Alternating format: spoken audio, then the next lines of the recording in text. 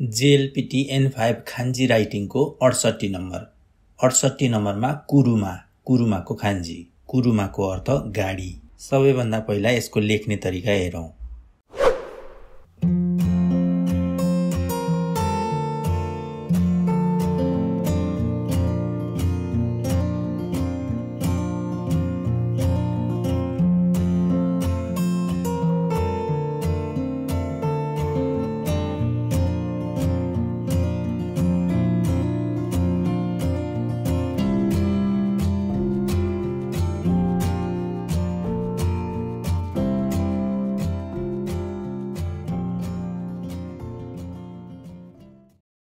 यो खान्जीको पढ्ने तरिका योमिकाता।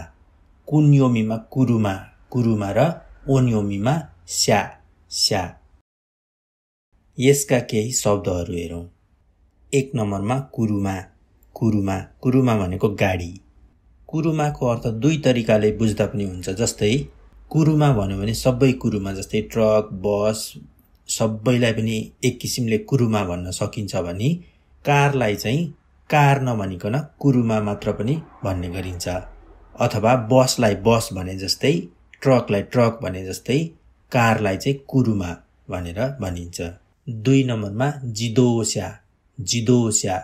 जिदोस्या भनेको सवारी साधन अथवा भेहिकल। 3 नम्बरमा जितेन्स्या भनेको साइकल। 4 नम्बरमा देन्स्या भनेको रेल।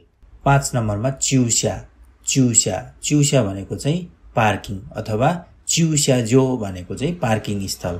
6 नम्बरमा तेस्या भनेको गाडी रोक्नु, कुदिरहेको गाडी रोक्नुलाई तेस्या भनिन्छ। 7 नम्बरमा क्युक्युस्या भनेको एम्बुलेन्स। 8 नम्बरमा कुरुमाइसु भनेको व्हील चेयर। 9 नम्बरमा स्यार्यो भनेको रेलको डिब्बा।